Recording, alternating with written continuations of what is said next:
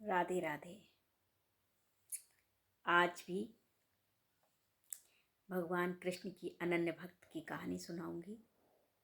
भगवान कृष्ण के बहुत लोग अनन्य भक्त रहे हैं दुनिया में, और भगवान ने उनको दर्शन दिए हैं, उनको मुक्ति मिली है। उन्हीं में से एक हैं कांताबाई। वृंदावन में रहने वाली कांताबाई बिहारी जी की अनन्य भक्त थी। वह अपने घर में अकेली रहती थी। उनकी एक बेटी थी। बेटी की शादी पास के ही गांव में उन्होंने कर दी थी। वह रोज बिहारी जी के दर्शन करने जाया करती थी। वहाँ से लौटकर आकर वह बड़ी खुश रहती थी और बिहारी जी के भजन ही गाती रहती थी। सारा दिन राधे राधे और भजन में ही उनका समय बीत जाता था। एक बार की बात है, जब वह बिहारी जी के दर्शन करने गई, वहाँ से लौट रही थी, तभी उन्होंने देखा भगवान की मूर्ति पर उनकी नज़र गई। भगवान की मूर्ति इतनी सुंदर लग रही थी कि उनका मन मोह गया। लड्डू गोपाल की मूर्ति थी, बाल गोपाल की मूर्ति थी। देखती रह गई। देखते देखते उन्होंने वह मूर्ति को खरीद लिया और खरीद कर वह घर ले आई। जब मूर्ति को घर ले आई तो उन्होंने उस मूर्ति को बेटे की तरह उसकी सेवा की। अब घर में दो लोग थे, एक कांताबाई और एक उनकी लड्डू गोपाल। अब कांताबाई का लड्डू गोपाल से समय बहुत अच्छा बीत जाता था।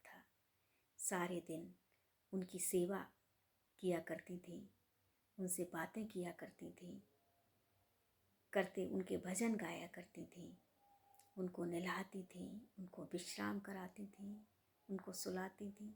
सारा समय वह अपने लड्डू गोपाल में ही लगाती थी। एक बार की बात है, दोपहर में उन्होंने कान्हा जी को भोग लगा दिया और भोग लगाने के बाद उन्होंने विश्राम कराने के लिए लिटा भी दिया और खुद भी विश्राम करने के लिए चली गई।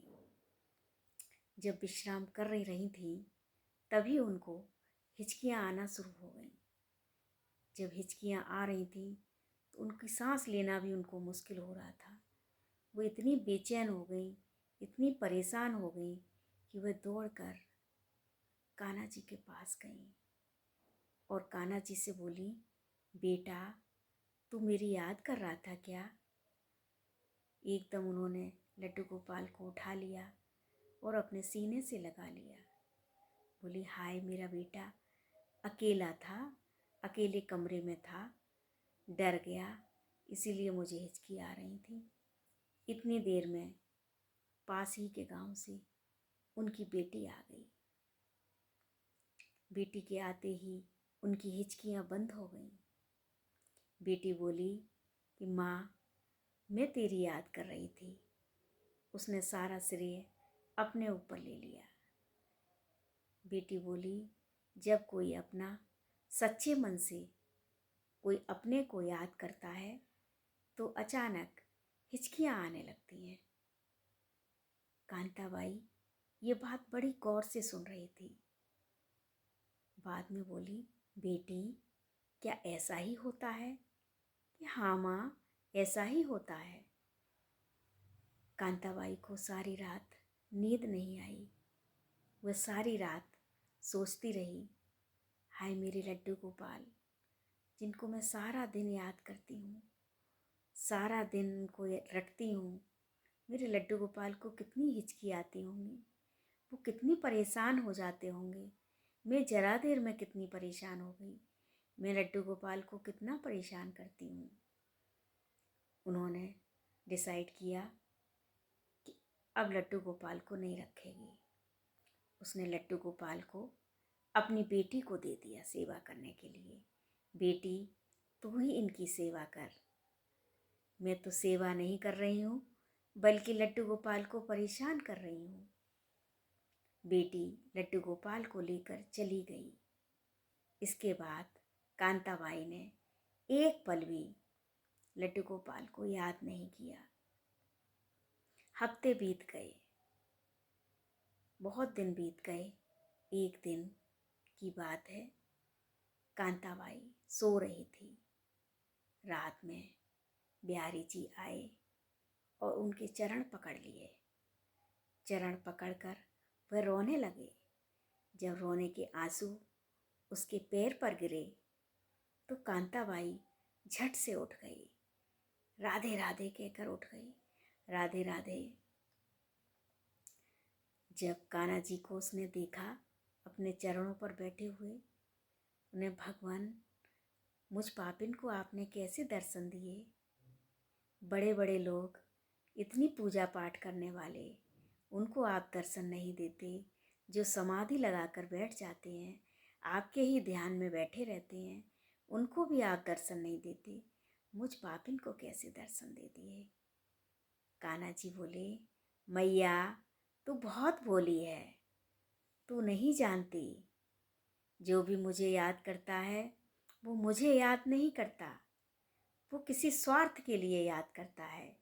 किसी वस्तु की उसको चाहत होती है तब मुझे याद करता है। साधु संत भी मुझे याद करते हैं तो वो मुक्ति या मुझसे प्रेम चाहते हैं, उनके भी पीछे स्वार्थ छिपा होता है।